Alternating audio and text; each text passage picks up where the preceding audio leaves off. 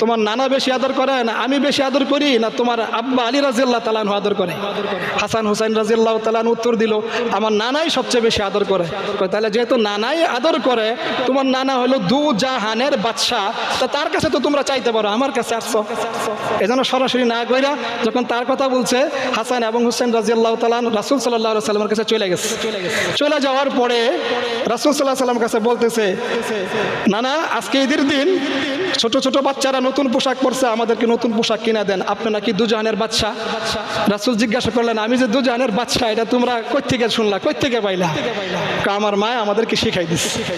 তো রাসূল সাল্লাল্লাহু আলাইহি সাল্লামের হাতে ওই সময় কোনো রুপি বা টাকা পয়সা নাই, কি কিনা দিব? রাসূল সাল্লাল্লাহু আলাইহি সাল্লাম নাতিরা আবদার করছে, দুজাহানের বাদশা বলছে না দিলে ওরা। قال النبي صلى الله عليه وسلم من أحبهما فقد أحبهم ومن أبغضهما فقد أبغضني إن الله وملائكته يصلون على النبي يا أيها الذين آمنوا صلوا عليه وسلموا تسليما নবীজির মহব্বতে দুরূদ শরীফ পড়ি। আল্লাহুম্মা সাল্লি আলা মুহাম্মাদিন ওয়া আলা আলি মুহাম্মাদ কামা সাল্লাইতা আলা ইব্রাহিম ওয়া আলা আলি ইব্রাহিম ইন্নাকা হামিদুম মাজিদ। اللهم بارك على محمد وعلى آل محمد كما باركت على إبراهيم وعلى آل إبراهيم إنك حميد مجيد صدق الله العظيم صدق رسوله النبي الكريم ونحن على ذلك من الشاهدين والشاكرين والحمد لله رب العالمين سبحانك لا علم لنا إلا ما علمتنا إنك أنت العليم الحكيم الحمد لله। মহান আল্লাহ তাআলার দরবারে লাখো কোটি শুকরিয়া যে মহান রব্বুল আলামিন আমাদেরকে পবিত্র শুক্রবার জুমার নামাজ আদায় করার জন্য আল্লাহ তাআলা আমাদেরকে আল্লাহ পাকের ঘরে আসার বসার তৌফিক দান করেছেন। এই জন্য মালিকের দরবারে শুকরিয়া আদায় করে বলি আলহামদুলিল্লাহ। সম্মানিত প্রিয় ভাইয়েরা, মুহররম মাসের আলোচনা চলতেছিল। গত সপ্তাহে আমরা মুহররম মাসের তাৎপর্য নিয়ে কিছু কথা শুনছিলাম।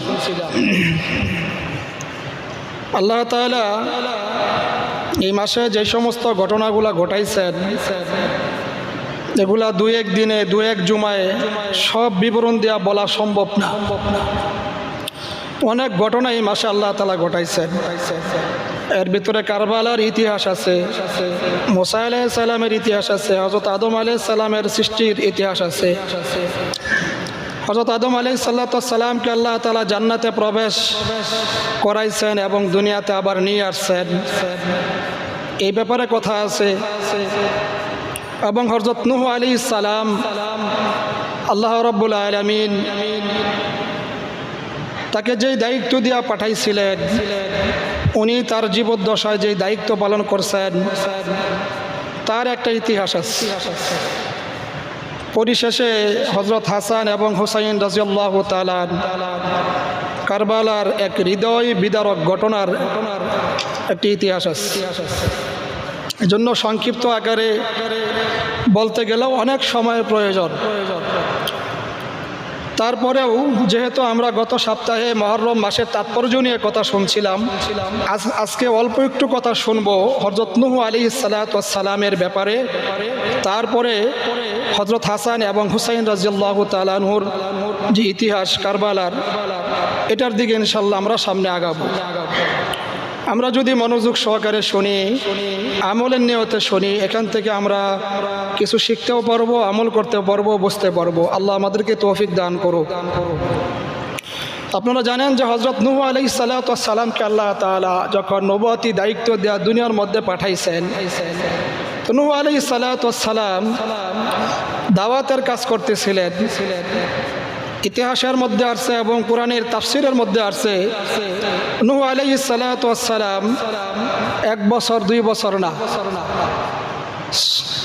950 বছর দাওয়াত দিচ্ছে। সুবহানাল্লাহ। আমি আপনাকে কয়দিন দাওয়াত দিছি, ভাই আসেন নামাজে আসেন, আল্লাহর দিকে আসেন, অথচ আল্লাহ তাআলা কোরআনের মধ্যে বলছেন ওয়া আহসানু কাওলাম মিম্মান দাআ ইলাল্লাহ। ওই ব্যক্তির কথা থেকে উত্তম কথা আর কার হইতে পারে যেই ব্যক্তি নাকি মানুষকে আল্লাহর দিকে ডাকে। সুবহানাল্লাহ। তো নূহ আলাইহিস সালাতু ওয়াস সালাম এই দাওয়াতের কাজ করছেন 950 বছর। অনেক লম্বা ইতিহাস, এই সংক্ষিপ্ত আকারে বলতে গেলে ওই সময়ের ভিতরে কুলাবে না, তারপরে ছোট্ট পরিসরে বলি 950 বছর দাওয়াত দিচ্ছেন। দাওয়াত দেওয়ার পরে কিতাবে আছে 40 থেকে 42, কেউ কেউ বলছে 80 জন লোক মাত্র মুসলমান হয়েছে। দাওয়াত দিছে কয় বছর? 950 বছর। মুসলমান হয়েছে সর্বোচ্চ 80 জন। মুফাসসিরিন একরাম লেখেন কেউ বলছে 40, কেউ বলছে 42, আবার কেউ বলছে 80 জন লোক। আমরা উপরটাই ধরে নিলাম 80 জন লোক 950 বছর দাওয়াতের মেহনতের বদলতে 80 জন লোক ইসলাম গ্রহণ করছে। এরপরে নূহ আলাইহিস সালাতু ওয়াস সালাম দাওয়াত দিতেছেন, তার দাওয়াত কবুল করে না, বরঞ্চ তারে নিয়ে ঠাট্টা হাসি মস্করা এগুলা করে। তা আল্লাহ রাব্বুল আলামিন দেখলেন যে নূহ আলাইহিস সালাতু ওয়াস সালাম আল্লাহ তাআলা যেই দায়িত্ব দিয়ে পাঠাইছেন এই দায়িত্বর মধ্যে কোনো অবহেলা, কোনো ত্রুটি বিচ্যুতি নাই। তো পরিশেষে আল্লাহ তাআলার কাছে দোয়া করলেন, রব্বি গফিরলি ওয়ালিওয়ালিদাইয়া ওয়ালিমান দাখালা বাইতিয়া মুমিনা ওয়ালিল মুমিনিনা ওয়াল মুমিনাত ওয়ালা তাজিদিজ জালিমিনা ইল্লা দালালা। আরেক জায়গার মধ্যে আছে ওয়ালা তাজিদিজ জালিমিনা ইল্লা তাবার। সূরা নূহ একটা সূরা আছে 29 নম্বর পারা। তো আল্লাহ তাআলার কাছে দোয়া করলেন, আল্লাহ তাআলা নূহ আলাইহিস সালাতু ওয়াস সালামকে নির্দেশ দিলেন এখন আর দাওয়াত দেওয়ার প্রয়োজন নাই, দাওয়াত দিলেও আর লোকজন ইসলাম কবুল করবে না। কি করা যায়? এরা তো অশ্লীল কাজের মধ্যে এরকমভাবে লিপ্ত হয়ে গেছে। নূহ আলাইহিস সালাতু ওয়াস সালামকে আল্লাহ তাআলা হুকুম করলেন, হে নূহ তুমি একটা নৌকা বানাও, একটা নৌকা বানাও, এই নৌকার ভিতরে যারা ঈমান আনছে এদেরকে তুমি এরকমভাবে উত্তোলন করবা, এরপরে একটা মহাপ্লাবন হবে, বিশাল আকারে একটা এরকমভাবে বন্যা হবে। এই বন্যায় যারা ঈমান আনছে এবং ঈমান আনার পরে যারা ওই নৌকার মধ্যে থাকবে তারা বেঁচে যাবে, আর যারা ঈমান আনে নাই তারা সব মারা যাবে। তো নূহ আলাইহিস সালাতু ওয়াস সালাম শেষবারের মতো এই বার্তাটাও সকলের কাছে পৌঁছাই দিলেন যে তোমার ঈমান আনো, যদি ঈমান না আনো তাহলে তোমরা ধ্বংস হয়ে যাবে। তো নূহ আলাইহিস সালামের কথা শুনলেন না। আল্লাহ তাআলার হুকুমে জান্নাত থেকে একটা গাছের চারা জিবরাইলের মারফতে দুনিয়ার জমিনে লাগানো হয়, এটা আস্তে আস্তে বড় হয়, লম্বা ইতিহাস। এটা কাইটা এটার কাঠ দিয়া এরকমভাবে নৌকা বানানো হয়, 3 তলা বিশিষ্ট একটা নৌকা বানানো হয়। তো নূহ আলাইহিস সালাতু ওয়াস সালাম আল্লাহ তাআলার আদেশে এই নৌকার ভিতরে এরকমভাবে কি কি তুলবেন, কিভাবে তুলবেন এগুলা সম্পর্কে আল্লাহ তাআলার কাছে জানতে চাইলেন। আল্লাহ তাআলা জানাইলেন, কিন্তু এর আগে যখন নৌকা বানাইলেন আর বন্যার কথা বললেন তখন এরকমভাবে যারা ঈমান আনে নাই তারা আরো ঠাট্টা বিদ্রূপ করা শুরু করলো যে এই এত খরা, দীর্ঘদিন যাবৎ বৃষ্টি নাই, এখন নাকি আবার বন্যা হবো, নূহ আলাইহিস সালাম নৌকা বানাইতেছে, এটা নিয়ে আরো হাসি ঠাট্টা শুরু করে দিল।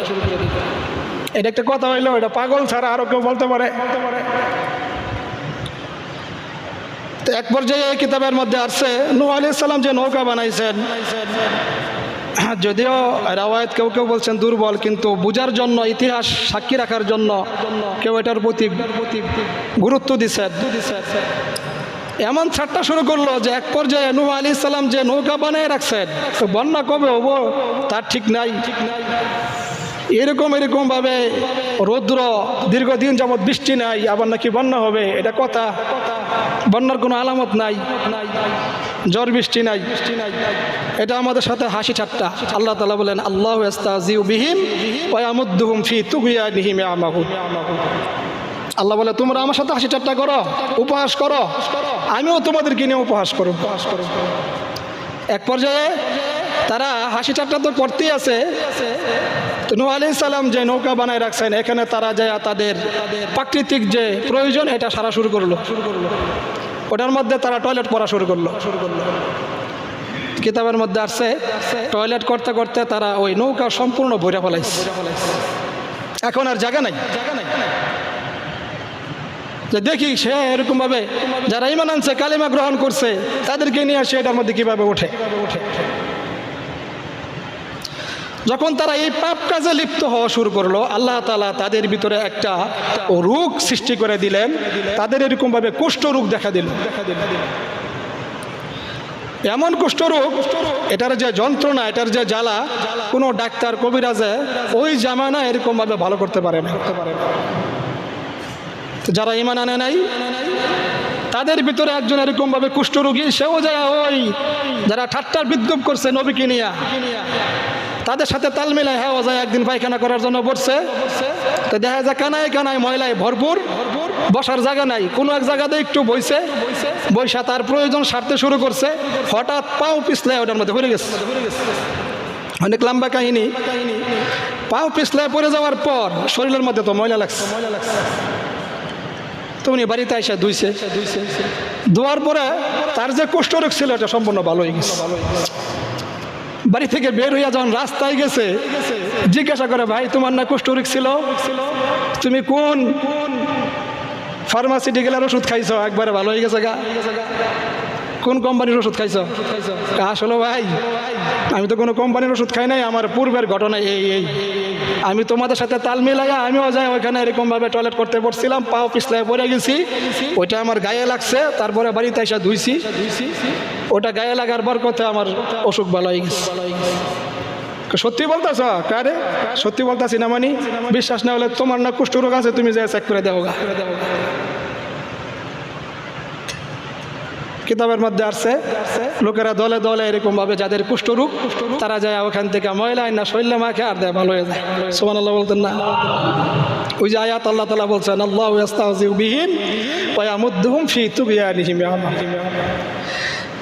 এক পর্যায়ে লোকেরা বালতি ভরা ভরা না গায়ে মাখা শুরু করলো। আস্তে আস্তে খবর প্রচার শুরু হয়ে গেছে গা, যেমন এমন যাদের কুষ্ঠরোগ আছে তারা যদি এটা সারাইতে চায়, ভালো হইতে চায়, তারা যেন এই নৌকা থেকে ময়লা উঠাইয়া গায়ে মাখে ভালো হয়ে যায়। সারা দেশ যখন এরকম ভাবে সংবাদ ছড়াই গেছে, এদিক থেকে দূর থেকে মানুষ আইসা ওটাকে ওখান থেকে ময়লা নেওয়ার জন্য আসছে। দেখা যায় ওনার নৌকার মধ্যে আর কোনো ময়লা নেই, নৌকা পরিষ্কার। আর নৌকা ধুইয়া ওর ওই পানি দেওয়া শরীরে এরকম ভাবে মুছছে, গোসল করছে, দেখা যায় তাও ভালো হয়ে যায়। এমন ধোয়া ধুইছে একবার আগের মতো নতুন ঝকঝক হয়ে গেছে। সুবহানাল্লাহ। তো আল্লাহ তাআলা বললেন নূহ তুমি প্রত্যেকটা প্রাণীকে নৌকার মধ্যে জোড়ায় জোড়া উঠাও, জোড়ায় জোড়া। তা 80 মুসলমান ছিল কয়জন ভাই? 80 জন, মনে আছে আপনাদের? তাহলে জোড়ায় জোড়ায় যে আমরা উঠাবো, নারী পুরুষ এটা কিভাবে চিনবো, কিভাবে বুঝবো? আমি তো পুরুষ মানুষ। তো আল্লাহ তাআলা নূহ আলাইহিস সালামকে বললেন যে তুমি ডাক দিবা প্রাণীগুলাকে, যেই প্রাণী এরকম ভাবে ডান দিক দিয়ে উঠবে সে পুরুষ, বাম দিক থেকে যেটা উঠবে এটা মহিলা। বুঝতেছেন আপনারা কথা? তো নূহ আলাইহিস সালাতু ওয়াস সালাম 3 তলা বিশিষ্ট এরকম ভাবে নৌকা, এগুলোর মধ্যে আল্লাহ তাআলা যেমনে যেমনে হুকুম করছেন এইভাবে সকলকে উঠাইলেন। সর্বপ্রথম পিপিলিকা আইসা উঠছে, এরপরে কেডা উঠছে, এরপরে কেডা উঠছে, এগুলো বলতে গেলে এই সময়ে কুলাইতো না। আর সর্বশেষ উঠছে হইল গাধা। সর্বপ্রথম কে উঠছে ভাই? পিপিলিকা। আর সর্বশেষে কে উঠছে? গাদাই যে সময় সর্বশেষে এরকম ভাবে উঠছে, তখন গাদা এক পাও দেওয়ার পরে আরেক পাও দিতে পারে না, আটকা রয়েছে। নূহ আলাইহিস সালাম জিজ্ঞাসা, গাদা তোর কি হয়েছে, উঠোস না গে? আমার লেজের মধ্যে যেন কেটা ধরে রাখছে। তো নূহ আলাইহিস সালাম খেয়াল করে দেখলেন, হ্যাঁ এই গাদার লেজের মধ্যে শয়তান ধরে রাখছে। আল্লাহ তাআলার কাছে জিজ্ঞাসা করলেন, আল্লাহ এই শয়তানটা কি করবো? তো আল্লাহ রাব্বুল আলামিন কোরআনের আয়াত নূহ আলাইহিস সালামকে এরকম ভাবে জানাই দিলেন যে আমি তো শয়তানরে কিয়ামত পর্যন্ত হায়াত দিছি। শয়তানরে দুনিয়ার কোনো মানুষ দেখতো না, এটাও একটা পাওয়ার দিছি। এখন যদি তুমি শয়তানরে না উড়াও, তাহলে শয়তান কিয়ামত পর্যন্ত তো হায়াত পাল না, মারা যাবো, তাহলে তো আমার ওয়াদা রক্ষা হয় না। শয়তানটাও তুমি উড়াইলো। কথা বুঝতেছেন আপনারা? তো নূহ আলাইহিস সালাম অনুমতি দিলেন, ঠিক আছে, গাদার লেজও যেহেতু ধরছস, তাহলে উঠ, তুই উঠ বরছাস, না উঠাল তো মারা যাবো। শয়তানে ওইরকম ভাবে উঠছে। মুফাসসিরিন একরাম লেখেন, তাফসীরের কিতাবের মধ্যে আসছে, দুনিয়ার মধ্যে যত এরকম ভাবে বিপর্যয়, শয়তানের তরফ থেকে যত রকমের কর্মকাণ্ড হয়, সেটা মানুষ দ্বারা হোক, শয়তানের তরফ থেকে হোক, বুঝতে হবে এরা এরকম ভাবে গাদার কি করছেন, লেজ ধরছেন। মুফাসসিরিন একরামের ভাষ্য মতে, অতএব ইসলাম ইন্নাদ-দীনা ইনদাল্লাহিল ইসলাম, ইসলাম ধর্মটা আল্লাহ তাআলার কাছে মনোনীত ধর্ম। এখান থেকে আমাদের শিক্ষা অর্জন করতে হবে এবং এই অনুযায়ী আমাদের আমল করতে হবে। আল্লাহ তাআলা আমাদেরকে বুঝ দান করুন। যাই হোক, 180 দিন আল্লাহ তাআলা এই বন্যা রাখলেন। 180 দিনে কয় মাস হয়? 6 মাস। 180 দিন, এখানে অনেক ঘটনা ঘটছে। পরিশেষে যখন এরকম ভাবে আল্লাহ তাআলার আবার হুকুম হইল, সবাই মারা গেল বন্যার মধ্যে। যারা ওই নৌকার মধ্যে আরোহণ করলো, ঈমান আনছিল, তারাই কেবলমাত্র এরকম ভাবে জীবিত ছিলেন। আল্লাহ তাদেরকে হেফাজত করেছে, আর বাকি সব মারা গেল। কিন্তু সর্বশেষ 180 দিন পরে যখন আল্লাহ তাআলা হুকুম করলেন, যাও এখন দুনিয়ার জমিনের পানি এরকম ভাবে শুকাই যাইতেছে, তোমার নৌকা, তোমার জাহাজ জ্যোতি পর্বতে নিয়ে থামাও। এখন বর্তমান হুজুর তখন কি কোনো ইঞ্জিল ব্যবহার করছিল? না, কোনো ইঞ্জিল ব্যবহার করে নাই। আমি যে আয়াতটা পড়ছি, এই আয়াতটা পড়ার পরেই নৌকা চলা শুরু করছে। বিসমিল্লাহি মাজরাহা ওয়া মুরসাহা ইন্না রাব্বি লাগফুরুর রহিম। এজন্য আমরা যখন কোনো ব্রিজ পার হই, কোনো ফুল পার হই, অথবা নৌকা দিয়ে এক জায়গা থেকে আরেক জায়গায় পার হই, তখন এই দোয়া আমরা পড়ে নিব। যদি দোয়া পড়ে নেই, তাহলে আল্লাহ তাআলা ওই নৌকার অ্যাক্সিডেন্টের হাত থেকে আল্লাহ আপনারা আমার হেফাজত করবে। ব্রিজ দুর্ঘটনা থেকে আল্লাহ তাআলা আপনারা আমার হেফাজত করবে। আর যদি ইঞ্জিনযুক্ত গাড়ি হয়, তাহলে ইঞ্জিনযুক্ত গাড়ির জন্য আলাদা দোয়া আছে। আলহামদুলিল্লাহ সুবহানাল্লাযী সাখখারা লানা হাযা ওয়া মা কুন্না লাহু মুকরিনিন ওয়া ইন্না ইলা রাব্বিনা লামুনকালিবুন। এটাও কোরআনের আয়াত। এটা হলো ইঞ্জিনযুক্ত গাড়ির মধ্যে ওঠার বা আরোহণ করার দোয়া। তো 180 দিন পর আল্লাহ তাআলা হুকুমে যখন জ্যোতি পর্বতে মুসা আলাইহিস সালাম, নূহ আলাইহিস সালাতু ওয়াস সালামের কিস্তি এরকম ভাবে ভিড়লো, তখন এরকম ভাবে দুনিয়ার জমিনের মধ্যে আরো পানি আছে না নাই, এটা বোঝার জন্য নূহ আলাইহিস সালাম একটা প্রাণীরে পাঠাইলেন, তুমি দুনিয়ার জমিনের মধ্যে যাও। প্রথম পাঠাইলেন কাকেরে। কাক আইসা এরকম ভাবে দুনিয়ার মধ্যে, ওই যে সবকিছু মারা গেছে না, হ্যাঁ ইয়া মরা গরু হয়েছে, খাওয়া শুরু করে দিস। অনেক লম্বা কথা, আমি সংক্ষিপ্ত আকারে খালি কয়েকটা কথা বলতেছি। তো পরবর্তীতে দেখা যায় কাক আর যায় না। আল্লাহ তাআলার হুকুমে নূহ আলাইহিস সালাম বলেন, কবিতর তুমি যাও, দেখে আসতো দুনিয়ার জমিনের মধ্যে কোনো কাদা পানি বুনি আছে কিনা। তো কবুতর আইসা আবার সাথে সাথে এরকমভাবে খবর করলেন, ওগো আল্লাহর নবী, দুনিয়ার জমিন একেবারে সম্পূর্ণ ভালো আছে, কোনো সমস্যা নাই, আপনি অবতরণ করতে পারেন, নামতে পারেন।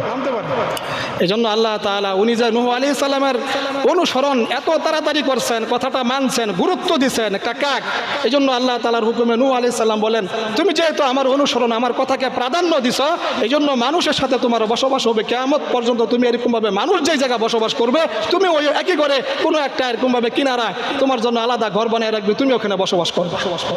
সুবহানাল্লাহ। এই জন্য নবী রাসূলদের কথা যারা প্রাধান্য দেয়, সে যদি মানুষ না হয় পশু হয়, তারপরেও আল্লাহ তাআলা তাদের মর্যাদা বাড়াই দেয়। সুবহানাল্লাহ। আর কাক যে দেরি করে গেছে, বলছে যে দুনিয়ার মধ্যে যত পচা জিনিস আছে এটি তুই আমার থেকে খাবি, তোরে আর মানুষ ভালোবাসতো না, তোর জন্য আর কোনো আলাদা ঘরও বানাইতো না। প্রিয় ভাইয়েরা আমার, এখান থেকে আমরা এটা বুঝতে পারলাম যে মুহররম মাসে হযরত নূহ আলাইহিস সালাতু ওয়াস সালামকে আল্লাহ তাআলা এই মহা প্লাবন থেকে, বন্যা থেকে আল্লাহ তাআলা এরকমভাবে হেফাজত করছেন। সুবহানাল্লাহ। যেহেতু সময় অল্প, সময় শেষ, হাসান এবং হুসাইন রাদিয়াল্লাহু তাআলা এর হৃদয় বিদারক একটা ঘটনা কারবালার ময়দানে কিভাবে শাহাদত বরণ করছেন এই মাসেই ঘটছে, সেই সম্পর্কে দু একটা কথা বলবো। এরপরে ইনশাআল্লাহ আমরা জুমার নামাজ পড়ব। ওখানে আরও কথা আছে, সব বলতে পারবো না, আগেই বলছি। মুসলিম জাহানের প্রথম এরকমভাবে শাসনকর্তা ছিলেন রাসূল করিম সাল্লাল্লাহু আলাইহি সাল্লাম, জীবিত থাকা অবস্থায় আমাদের রাসূল জনাবে মুহাম্মদুর রাসূলুল্লাহ সাল্লাল্লাহু আলাইহি সাল্লাম। উনি বিদায় নেওয়ার পর হযরত আবু বকর সিদ্দিক রাদিয়াল্লাহু তাআলা মুসলিম রাষ্ট্রের শাসনকর্তা ছিলেন, খলিফা ছিলেন। উনি বিদায় নেওয়ার পর হযরত উমর রাদিয়াল্লাহু তাআলা মুসলিম রাষ্ট্রের শাসনকর্তা ছিলেন। তারপরে এরকমভাবে হযরত উসমান গনি রাদিয়াল্লাহু তাআলা দায়িত্ব এবং খেলাফত গ্রহণ করেন। তারপরে এরকমভাবে হযরত আলী রাদিয়াল্লাহু তাআলা মুসলিম রাষ্ট্রের শাসনকর্তা ছিলেন। হযরত আলী রাদিয়াল্লাহু তাআলা থাকা অবস্থায় এরকমভাবে যখন রাষ্ট্র চালাইতেছিলেন, উনি এরকমভাবে বললেন যে আমার পরে আমার যে সন্তান হাসান এবং হুসাইন রাদিয়াল্লাহু তাআলা তারা এরকমভাবে এই দায়িত্ব গ্রহণ করবে। কিন্তু এর আগে আল্লাহর নবীর এক সাহাবী হযরত মুআবিয়া রাদিয়াল্লাহু তাআলা, উনি এরকমভাবে আল্লাহ তাআলার রাসূলের বিশিষ্ট একজন সাহাবী ছিলেন। আলী রাদিয়াল্লাহু তাআলা বিদায় নেওয়ার পরে যখন হাসান রাদিয়াল্লাহু তাআলা মুসলিম রাষ্ট্রের শাসনকর্তা দায়িত্ব নিয়োজিত হন, উনি এরকমভাবে যখন দেশের কাজ পরিচালনা করেন, খলিফা হন, উনি মাত্র 6 মাস এরকমভাবে তার দায়িত্ব পালন করছেন। তো উনি এরকমভাবে বলছিলেন যে আমি 6 মাস পর্যন্ত এরকমভাবে এই দায়িত্ব পালন করব, এরপরে আমি এরকমভাবে আমার যে নানা আছে, আমার নানার যে সাহাবী হযরত মুআবিয়া আছে, উনি যেহেতু আমার থেকে বয়সে বেশি মুরব্বী, এই জন্য আমি আমার এই দায়িত্ব তার হাতে অর্পণ করব। কিন্তু এর আগে আমরা একটু জানি যে হাসান এবং হুসাইন রাদিয়াল্লাহু তাআলা এর পরিচয়টা আমরা একটু জানি। আমরা জানি যে হাসান এবং হুসাইন রাদিয়াল্লাহু তাআলা আল্লাহর রাসূল সাল্লাল্লাহু আলাইহি সাল্লামের প্রিয় নাতি ফাতেমা রাদিয়াল্লাহু তাআলা আনহা এর সন্তান, হযরত আলী রাদিয়াল্লাহু তাআলা এর সন্তান। আর এজিদ কে ছিল? এজিদ ছিল ওই যে আল্লাহর রাসূল সাল্লাল্লাহু আলাইহি সাল্লামের এক সাহাবী মুআবিয়া। এই মুআবিয়া ছিল এজিদের সন্তান। সে অনেক দুষ্ট প্রকৃতির লোক ছিল। কেন দুষ্ট প্রকৃতির লোক ছিল এটার ইতিহাস অনেক লম্বা। এই মুআবিয়া রাদিয়াল্লাহু তাআলা এরকম ভাবে 4টা বিয়ে করছেন। 4টা বিয়ার ভিতরে ইয়াজিদ যেই ঘর থেকে জন্মগ্রহণ করছেন, তার মার নাম ছিল এরকম ভাবে নাইসুন বিনতে নজদ কলবিয়া। এই মহিলাটা খুব খারাপ ছিল। যাই হোক, তার ঘর থেকে এই ইয়াজিদ জন্মগ্রহণ করে। আর হাসান এবং হুসাইন রাদিয়াল্লাহু তাআলা হযরত আলী রাদিয়াল্লাহু তাআলা এর সন্তান। এদের থেকে আমরা একটা ঘটনা পাই। এই ঘটনা পড়তে যাইয়া, ইতিহাস পড়তে যাইয়া, যে হযরত হাসান এবং হুসাইন রাদিয়াল্লাহু তাআলা আল্লাহর রাসূল সাল্লাল্লাহু আলাইহি সাল্লামের যে কলিজার টুকরা প্রিয় এরকম ভাবে নাতি ছিলেন, এটার একটা সুন্দর একটা ঘটনা এখানে মুহাদ্দিসিন একরাম নিয়ে আসছেন। যে একদিন এরকম ভাবে হাসান এবং হুসাইন রাদিয়াল্লাহু তাআলা ঈদের দিনে আয়েশা তার মার কাছে বলতেছে, মা, আজকে ঈদের দিন অন্য ছোট বাচ্চারা নতুন পোশাক পরছে, আপনি আমাদেরকে নতুন পোশাক কিনে দেন, আমরাও নতুন পোশাক পিনা এরকম ভাবে কি করব, ঈদ করব।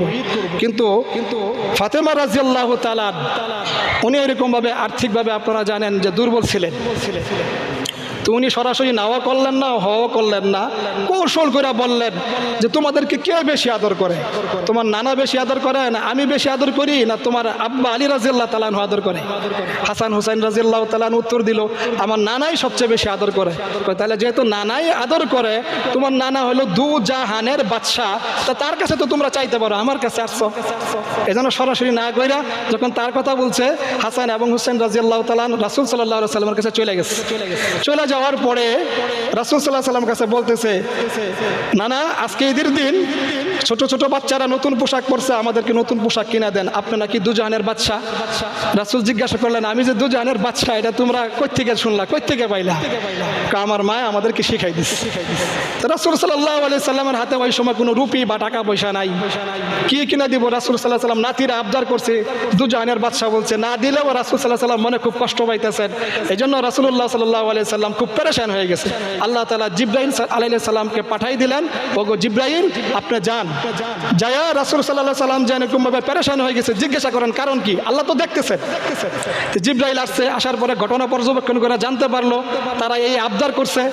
আবার আল্লাহ তাআলার কাছে জিবরাইল যায় বলছে, এই ঘটনা দেখে আসলাম।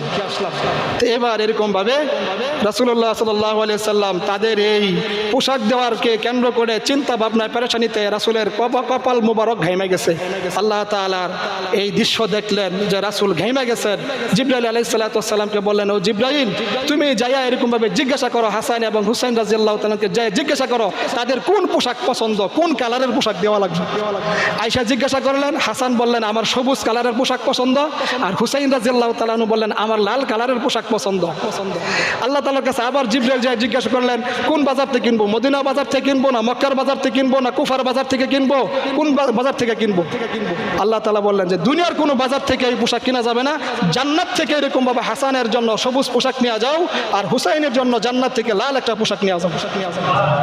প্রিয় ভাইয়েরা সময় নাই, এতটুকু পর্যন্ত মনে রাখেন যে এই হাসান এবং হুসাইন রাদিয়াল্লাহু তাআলা একজনে এরকম ভাবে সবুজ পোশাক পছন্দ করলেন, আরেকজনে লাল পোশাক পছন্দ করলেন, এটার মাহাত্ম্য কি, এর পরবর্তীতে এর হাকিকত কি, কিভাবে তাদেরকে হত্যা করা হয়, কেমনে কি, এই সম্পর্কে ইনশাআল্লাহ আমরা সামনে আলোচনা শোনার জন্য করার জন্য চেষ্টা করব। আল্লাহ তাআলা আমাদেরকে এখান থেকে শিক্ষা দেওয়ার এবং নেওয়ার তৌফিক দান করুক, ইসলাম অনুযায়ী আমাদের জীবনকে গঠন করার তৌফিক দান করুক। সকলে বলি আমিন। ওমা আলাইনা ইল্লাল বালাগ ওমা তাওফিক ইল্লা বিল্লাহ। যারা সুন্নত পড়েন নাই 4 রাকাত কলম সুন্নত পড়ে নিন।